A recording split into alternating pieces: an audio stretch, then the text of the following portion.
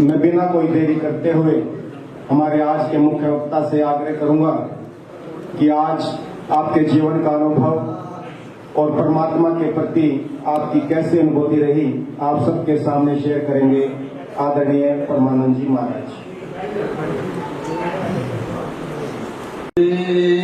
देव उमापतिं सुरगुरुं वन्दे जगत्कारणं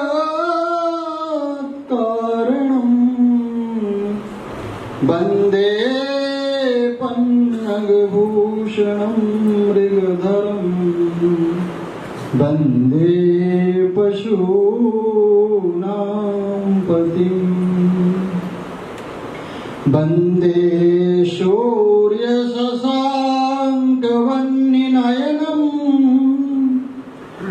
वन्दे मुकुन्दप्रियं वन्दे भक्तजनाश्रयं च वरदं वन्दे शिवं शङ्करं वन्दे शिवं शङ्करं।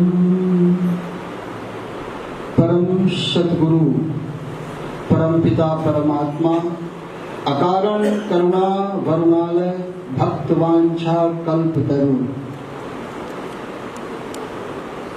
सृष्टि का नियंता जगत संचालक करुणा निधान प्रेम का सागर रहम का सागर, सबसे पहले सम्मान और सबसे पहले धन्यवाद उसका होना चाहिए जिसके कारण से यहाँ हम सब लोग एक मंच पर बैठे हैं। इसलिए अंतर हृदय से, अंतर के श्रद्धा भाव से सबसे पहले उसके सम्मान में सब लोग जोरदार ताली बजाएं।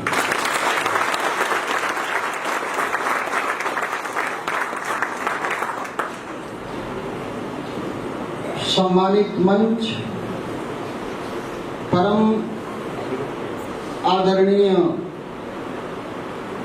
राजयोगिनी ब्रह्मा कुमारी रक्षा दीदी जी,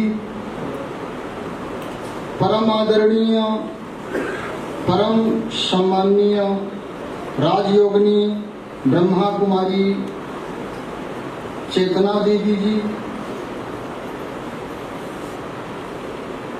श्री श्री 1008 कपिलपुरी जी महाराज जो अभी अभी कार्यक्रम से हम सबसे अनुमति लेकर के उनको कुछ कार्य काफी कार्यक्रम थे तो उनको जाना पड़ा।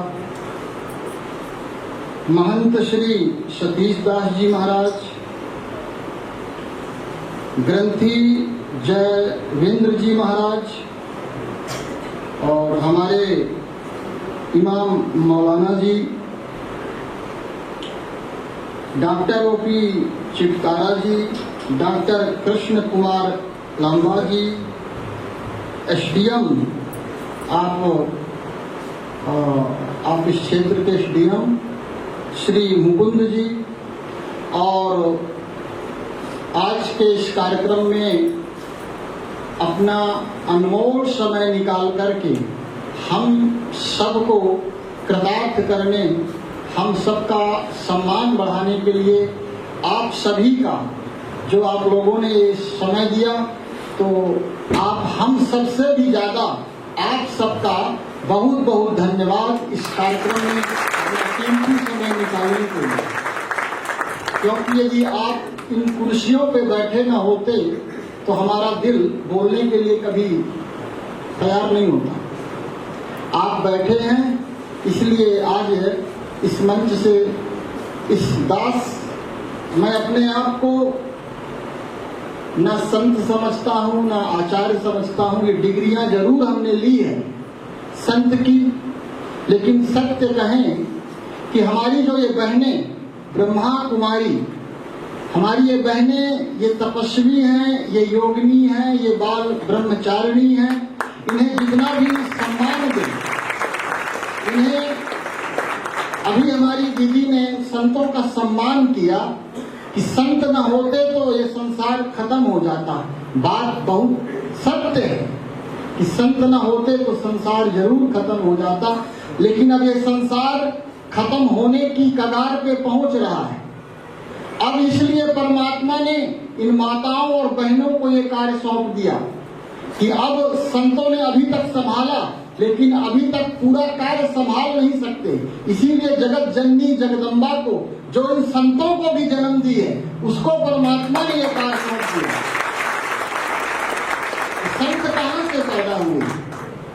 नारी को नरक का द्वार कहा है, इन्हीं संतों ने कहा है। जिन संतों को नारी ने पैदा किया, उन्हीं संतों ने नारी को नरक का द्वार कहा। सोचने की बात है। नारी माया नहीं है, न नारी मोह है। मोह हमारे अंदर का विकार है, वासना है। नारी तो स्वर्ग का द्वार खोलने वाली है। जितनी भी भारत में आदि शक्ति जगत जननी जगदम्बा, जहां भी आप जाएंगे, जिस गांव में जाएंगे, कहीं न कहीं आपको इष्ट देवी का मंदिर जरूर मिलेगा। यदि नारी ऐसी होती तो देवी इतना पूजनीय कभी नहीं होती। इसलिए आज जो इस कार्यक्रम में आए हैं हमारे इस महन निवासी, नारी का सम्मान करिएगा, कभी नारी का अपमान और निरादर मत करिएगा। परमात्मा का दूसरी कृति, प्रकृति जिसको कहते हैं, वो नारी है। सृष्टि का सृजन करना, सृष्टि का उत्थान करना, सृष्टि जिस पर खेलती है, जिसके गोद में, वो शक्ति है नारी। नारी यदि ब्रह्मचारिणी हो जाए तो 100 संतों के बराबर एक नारी। इसीलिए पुरुषों ने, देखिए पुरुषों ने बहुत बड़ा नारी की शक्ति को हमारे ऋषियों ने पहचाना कि इस नारी को यदि स्वतंत्रता दे दी जाए, नारी यदि ज्ञान में नहीं है, विवेकहीन है, तो भी नारी विनाश कर देगी। ध्यान रखिएगा, यदि नारी के पास विवेक नहीं है तो नारी विनाश कर देगी, और नारी के पास विवेक है तो नारी, एक नारी ही पूरे विश्व को परिवर्तन करने के लिए सामर्थ्य रखती है। और ये प्रजापिता ब्रह्मा कुमारी ईश्वरीय विश्वविद्यालय, ये अपना अनुभव हम कह रहे हैं, ध्यान से समझिएगा। आज भारत में, भारत विश्व गुरु बन रहा है, लेकिन चारों तरफ पूरे भारत में भक्ति की लहर दौड़ रही है। आप जहां देखें मंदिरों में, पहले आज के समय से पहले इतनी भीड़ कभी मंदिरों में नहीं होती थी। आप जहां भी जाएं चारों तरफ भीड़ है, लेकिन क्या हमारे समाज में हमारे विचारों का उत्थान हो रहा है? सोचने की बात है। सारे गुरुद्वारे, सारे मस्जिद, सारे मंदिर लोगों से भरे पड़े हैं, लेकिन हम इतने बट गए हैं कि जिसकी कोई सीमा नहीं। हम कपड़ों में बट गए, हम भाषा में बट गए, हम देश में बट गए, हम समाज में बट गए, हम गांव में बट गए, हम रूप में बट गए, हम नाम से बट गए। और इतने द्वैत के बीच में कभी शांति हो ही नहीं सकती।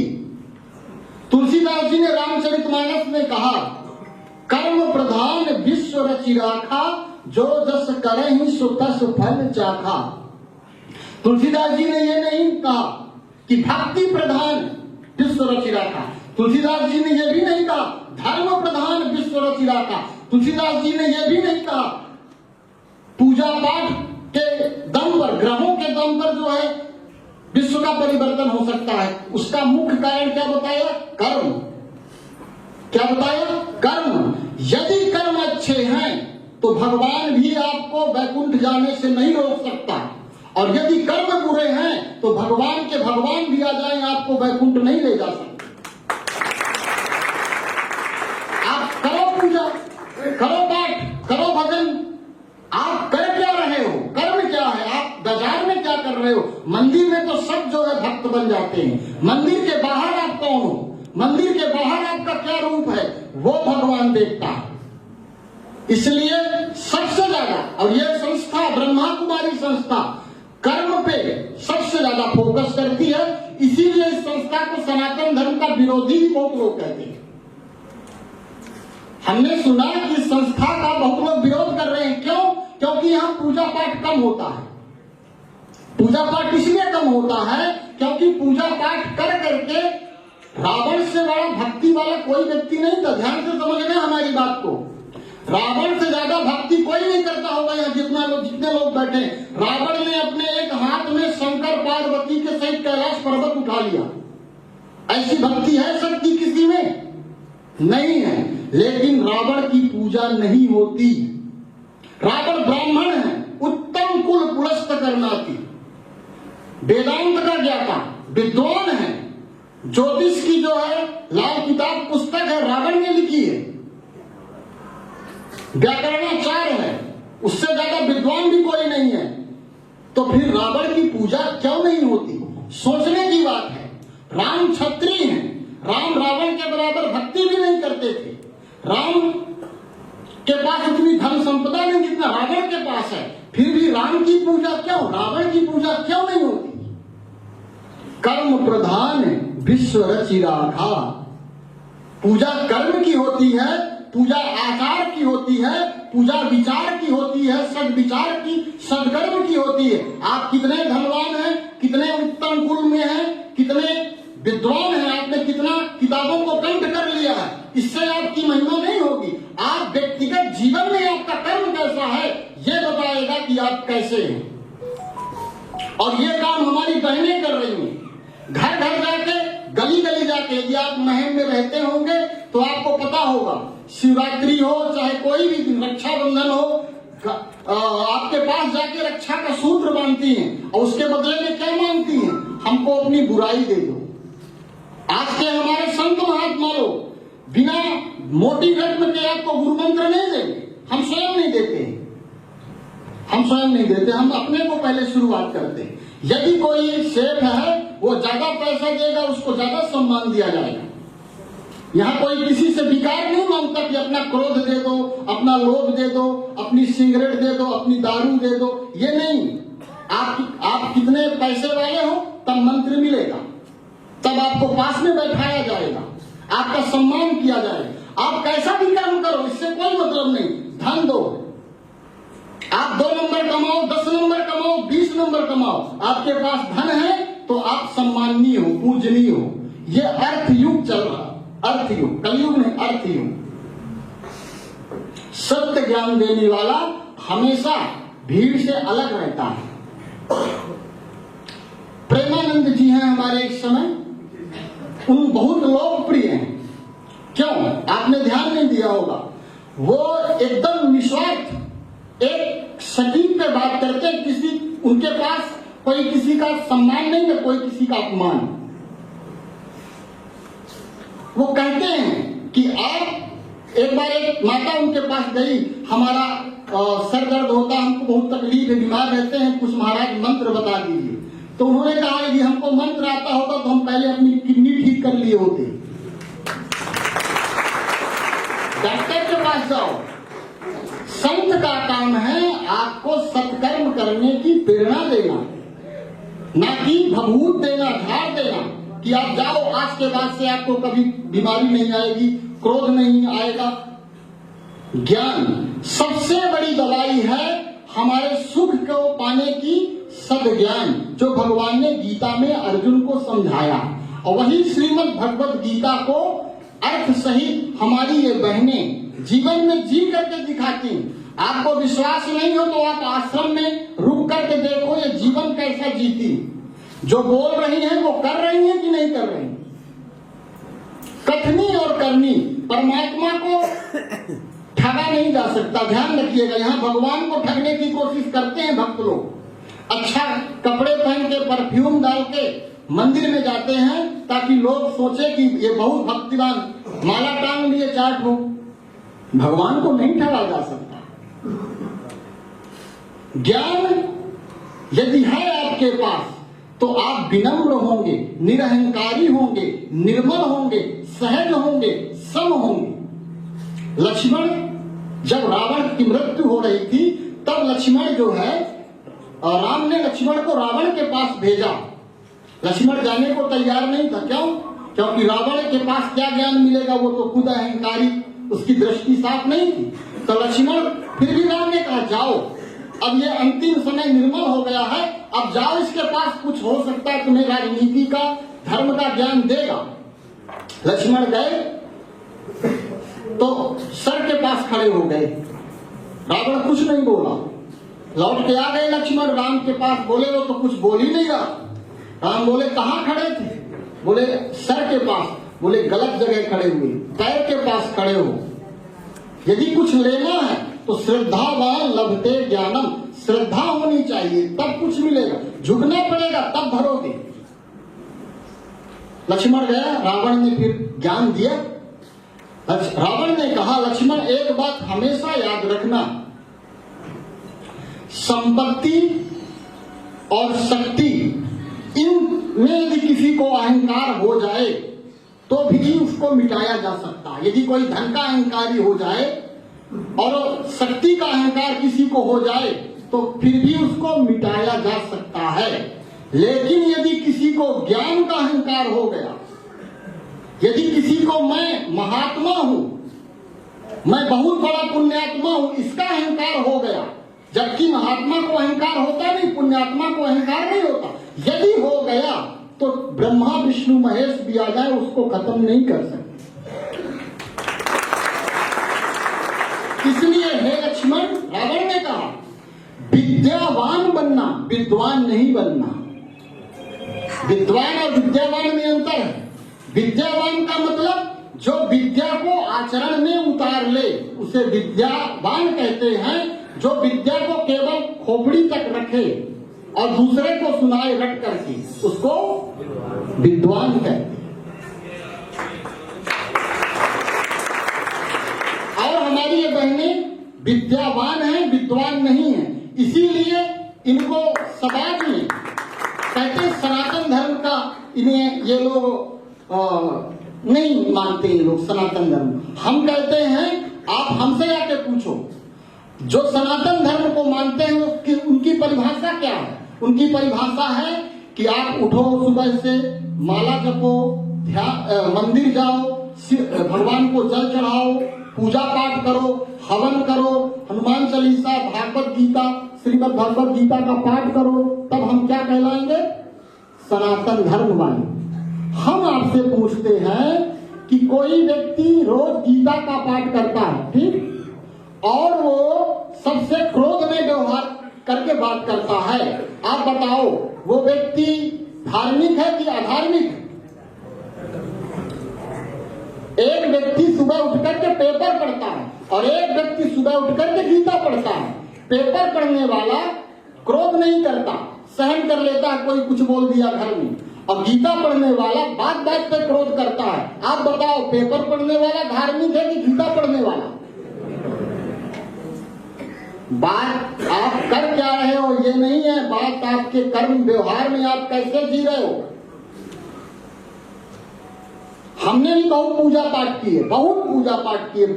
हम बनारस में रहे, 12 वर्ष तक हम कपड़े नहीं पहने, एक कपड़ा पहनते थे, बस 2 कपड़े। ठंडी हो चाहे बरसात हो चाहे गर्मी हो, खूब तपस्या की है भगवान को पाने के लिए। जो जो लोगों ने बताया सब किया, लेकिन भगवान नहीं मिला, क्योंकि विधि सही नहीं है जाने की।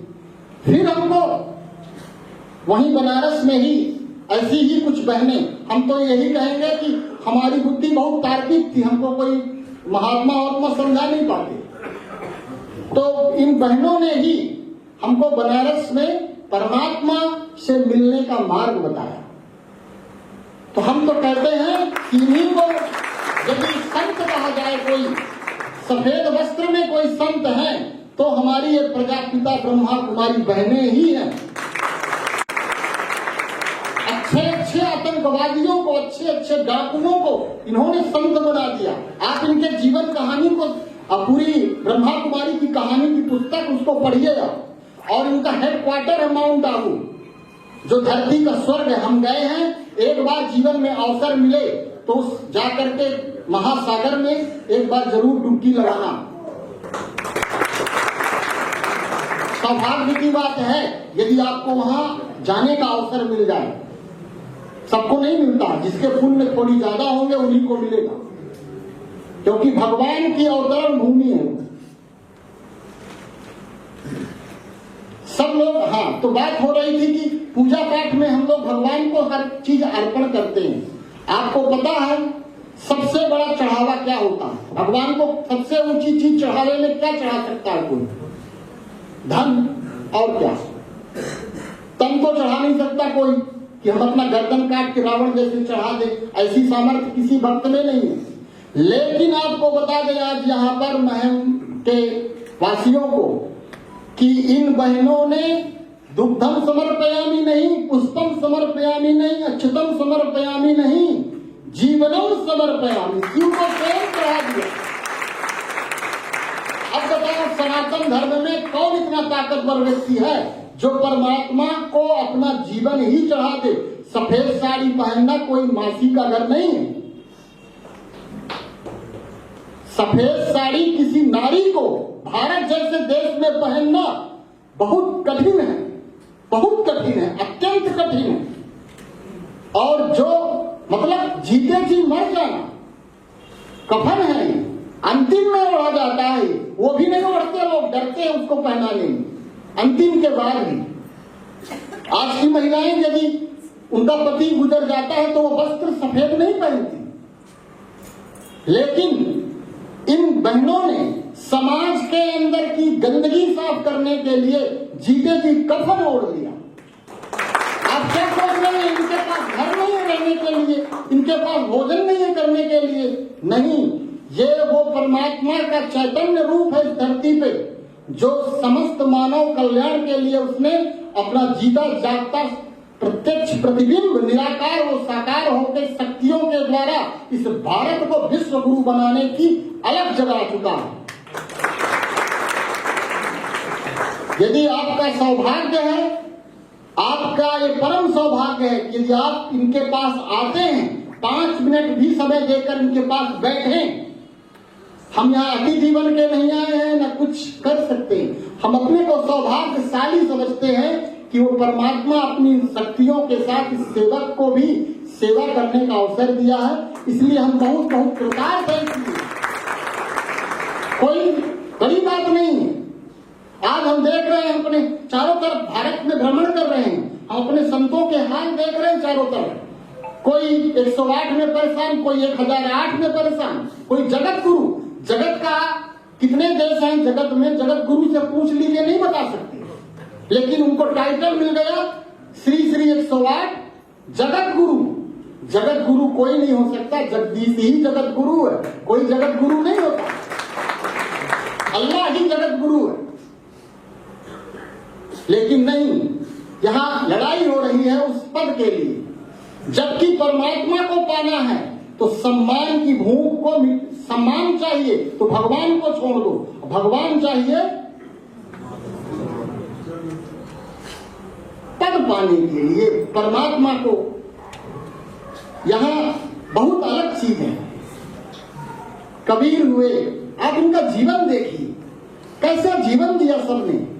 वास्तविक में ये ब्रह्मा बाबा की फोटो पीछे लगी है, इन्होंने, इनका इतना अपमान हुआ, अंतरराष्ट्रीय लेवल में अपमान हुआ है इनका, विश्व में अपमान हुआ। क्यों? क्योंकि इन्होंने बहनों को आगे किया, माताओं को आगे किया। वंदे मातरम का नारा इन्होंने परमात्मा की तरफ से लगाया, इसलिए सारी दुनिया ने इनको बदनाम किया। फिर भी वो हटे नहीं पीछे। आज 60,000 बहनें, कितनी?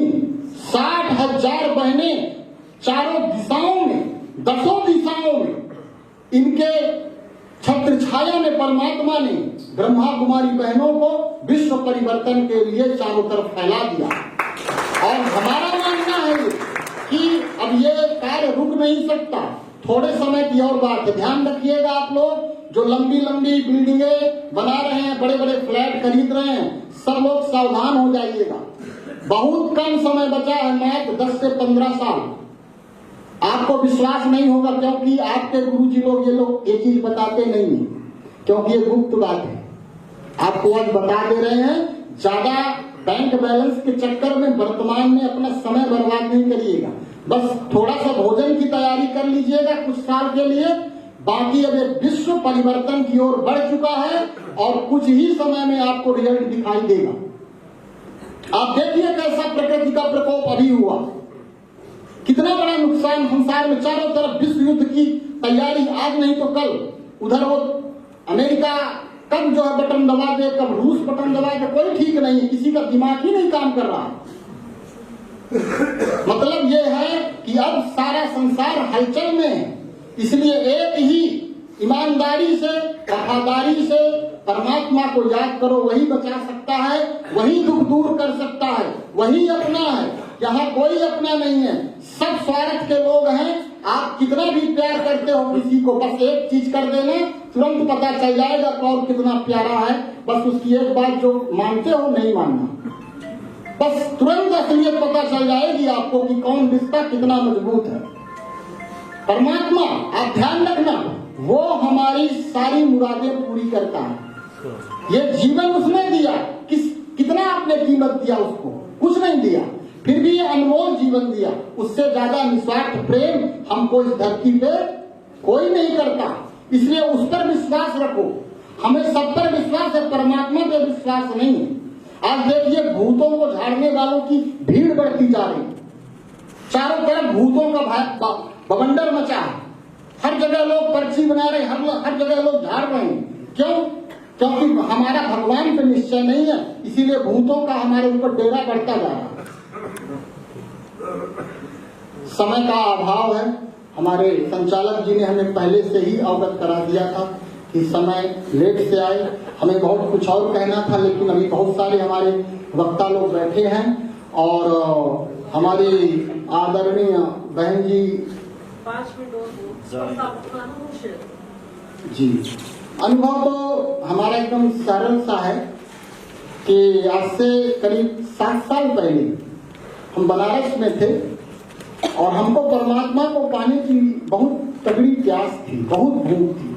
हमने कई रातें गंगा जी में खड़े होकर के उसको पाने के लिए ठंडी में माला जपते थे, तपस्या करते थे कि कभी वो दर्शन दे दे। वो आप काशी में गए होंगे भगवान को पाने के लिए, काशी में काशी कलवट है, वहां लोग भगवान को पाने के लिए, वहां तलवार लगी रहती थी। भगवान शिव जी का शिवलिंग था, आज थोड़ा सा 1980 में ये क्रिया बंद कर दी गई, तो वहां तलवार लगी रहती थी। तो जो भगवान को नहीं पा पाते थे लोग, वो कूद जाते थे उस कुएं में और तलवार में कट जाते थे, कट करके वो भगवान शिव के ऊपर उनका रक्त अभिषेक होता था। ऐसा प्यास भगवान को पाने की थी हमारे उस समय, लेकिन तलवार नहीं थी, नहीं तो हम भी हो सकता था कूद जाते। लेकिन कहते हैं ना कि ये शरीर को दुख देने से भगवान नहीं मिलता, उपवास करने से परमात्मा नहीं मिलता। ध्यान रखिएगा, माताएं बहुत उपवास करती हैं और कहती हैं कि भगवान हमारी सुनता नहीं। कोई गुरुवार, कोई एकादशी, कोई द्वादशी, कोई त्रयोदशी, कोई चतुर्दशी, लेकिन भगवान नहीं मिलेगा। हम आपसे पहले बता दें, हाँ ये जरूर है कि उपवास के बाद जो आने वाली तिथि है उसकी तैयारी जरूर करेंगे आप, कल क्या बनना चाहिए। उपवास का अर्थ होता है, उप मतलब नजदीक, वास मतलब रहना। परमात्मा के नजदीक रहने का अर्थ है उपवास। यदि भगवान को भोजन न करने से ही मिलना होता तो भगवान इतने अन्न क्यों बनाता? तो हमने बहुत उपवास किए स्वयं भगवान को पाने के लिए, लेकिन शरीर हमारा दुर्बल हो गया एकदम, लेकिन परमात्मा नहीं मिला। और एक बार हम बनारस में विश्वनाथ जी का मंदिर, आप बनारस कौन कौन गया है हाथ उठाएं? बहुत कम लोग गए हैं, एक बार जरूर जाइएगा। वो शिव बाबा की बहुत बड़ी पवित्र नगरी है ना, विश्व की सबसे प्राचीन नगरियों में से वाराणसी। तो हम विश्वनाथ जी से निकल रहे थे और वहीं पर से कुछ बहनें, कुछ भाई लोग हमको मिल गए और उन्होंने कहा कि भगवान धरती पे आ गया है। हमको बड़ा आश्चर्य हुआ कि ये भगवान कहाँ आ गए? तो विश्वनाथ जी भी तो खुद ही विश्वनाथ जी बैठे ही हैं, ये लोग भगवान को कहाँ रख लिए ला करके। तो हमें विश्वास नहीं हुआ, फिर भी हमने कहा कि भगवान आ गया है तो हम जरूर आपके भगवान से जरूर मिलेंगे। कौन सा भगवान आ गया है? तो हम गए सेवा केंद्र में, वहां भी सेवा केंद्र है, हम गए तो वहां बहनें मिली हमको, हमने कहा भैया कहाँ भगवान को रखें, दिखाओ आप लोग कहाँ कैद करके रखे हो भगवान को। उन्होंने कहा कि आपको 7 दिन आना पड़ेगा। हमने कहा क्यों? बोले 7 दिन कोर्स करेंगे तब समझेंगे कि भगवान क्या होता। हम कहे पहले आप दर्शन करा दो फिर हम बाद में कोर्स कर लेंगे। उन्होंने कहा नहीं नहीं, पहले 7 दिन आपको समझना पड़ेगा। तो बहन जी आई, कोर्स कराना शुरू की। हमारे तार्किक बुद्धि, हम पढ़े लिखे, वेदांत सब पुराण, अब भगवान को पढ़े इतना जानते हैं। उन्होंने हमको फिर तर्क से, युक्ति से समझाया कि परमात्मा निराकार है, उसका कोई आकार नहीं है। इसी पर बहस हो गई हमारी कि कैसे हम माने, वो साकार है, वो साकार में सारा कार्य करता, अवतार लेता है। तो उन्होंने समझाया कि गीता में भगवान ने अर्जुन को कहा कि मैं मनुष्य तन का आधार लेता हूं, मनुष्य तन का आधार लेकर के समस्त विश्व कल्याण के लिए ज्ञान का उपदेश देता हूं, उसके कारण मैं विश्व को परिवर्तन करता हूं। यदि मैं जन्म लूंगा तो मेरी मृत्यु भी होगी, तो मैं अकाल मूर्त जो मेरा नाम है, जो अविनाशी मेरा नाम है, वो मेरा नाम झूठा हो जाएगा। जो उसमें गुरु नानक जी ने कहा कि अजोनी, वो जोनी से जन्म नहीं लेता, निर्वैर, उसका कोई वैर ही नहीं, निर्मोही, उसको किसी से मोह नहीं, अकाल मूर्त, वो अकाल मूर्त है, एक ओंकार, वो ओंकार स्वरूप है, ज्योति स्वरूप है। और इमाम साहब जो भी बताए, इस्लाम में भी यही बात आई है कि वो नूर है, अल्लाह नूर है, प्रकाश है। तो सभी धर्मों ने प्रकाश को ही परमात्मा का रूप दिया कि गॉड इज लाइट। इस तरह उन्होंने समझाया। और फिर हमको ये भी समझाया कि आपके सनातन धर्म, हमारे सनातन धर्म में ज्योतिर्लिंग, शिव को ज्योतिर्लिंग के नाम से जाना जाता है। किसी को, किसी देवता को, किसी भगवान को ज्योति शब्द का संबोधन नहीं किया जाता, केवल शिव के साथ, शिवलिंग के साथ ही ज्योतिर्लिंग जोड़ा जाता है। तो ज्योति स्वरूप, निराकार स्वरूप केवल शिव ही है। इसलिए परमात्मा का जो रूप है, निराकार ओंकार मूलम तुरीयम गिराजन गोतीतमीशम गिरीशम करालम महाकाल कालम कृपालम। वो कालों का काल है, उसे काल नहीं खा सकता। तो ऐसा जब उन्होंने समझाया तो हमको निश्चय हुआ। फिर भी निश्चय नहीं हो रहा था हमारा, क्योंकि जब तक आप खुद को नहीं जानोगे तो खुदा को नहीं जान सकते। एक चीज याद रखना, पहले अपने से मिलो, अपने को जानो। अपने को नहीं जानते तो अपने बाप को कैसे पहचानोगे? आपका बाप आपके पास ही बैठा हो, आपको अपना ही परिचय ना हो तो आपके बाप से आपका परिचय नहीं हो सकता। स्वयं को जानना पड़ेगा आप कौन हो, तब आप खुदा को जान सकते हो, नहीं तो नहीं जान सकते। तब फिर उन्होंने हमको हमारा परिचय भी कराया कि आप कौन हैं। आप शरीर हैं, आप मन हैं, आप इंद्रियां हैं, आप विचार हैं, आप पंच तत्व हैं, क्या हैं आप? अपना परिचय दीजिए। हमने परिचय दिया, अपने शरीर का नाम था, अपने पिता का नाम, लेकिन सारे परिचय झूठे हो गए। फिर हमको ऐसा लगा कि हमको हमारा ही पता नहीं पता, गजब हो गया। तब उन्होंने हमको हमसे मिलाया। जब हमको हमसे मिलाया तो हम अपने उस पिता से अपने आप मिल गए। हमको विश्वास हो गया कि हम जैसे हैं वैसे वो है, और हम और वो एक ही रूप में एक ही जैसे हैं, गुण भी हमारे एक ही जैसे हैं। इसलिए जो है वेदांत में कहा दिया अहम ब्रह्मास्मि और शिवोहम कह दिया। हालांकि शिवोहम शब्द वेदांत में, उपनिषदों में आया है, लेकिन ये शब्द का अर्थ सही नहीं बैठता। पिता पिता है, पुत्र पुत्र है। कोई यहाँ भगवान अपने को कहने का अधिकारी नहीं है कि मैं भगवान हूं। कह सकता है कोई? नहीं।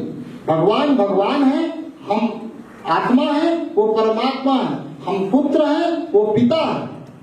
हमारा और उसका अंतर रहेगा, लेकिन गुण रूप में अंतर नहीं है। हाँ, वो जन्म मरण से न्यारा है, हम जन्म मरण में आते हैं, फिर भी वो आता है हमारे लिए धरती पर और हमको पावन बना करके ले जाता है।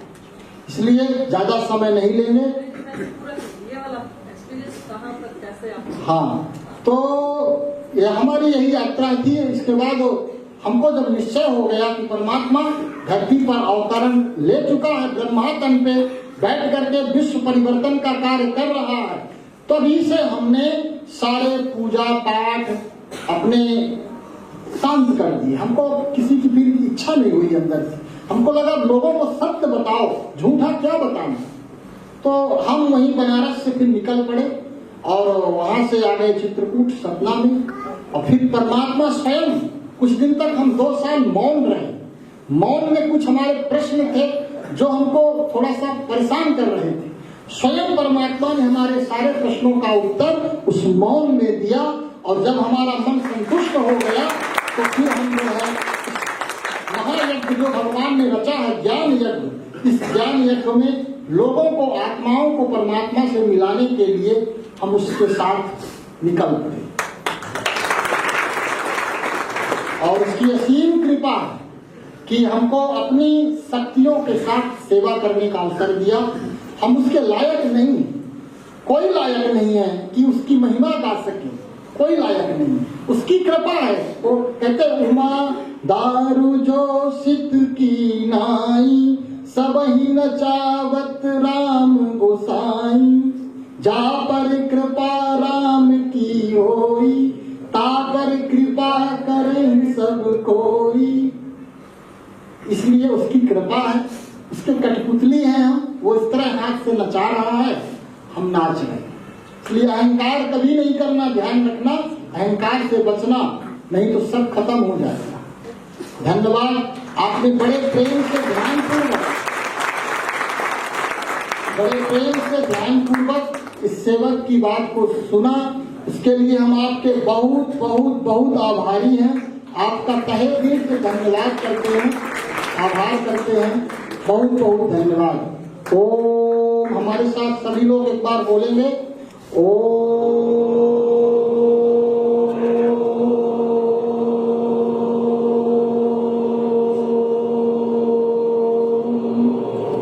शांति। धन्यवाद। बहुत बहुत आभार व्यक्त करता हूँ।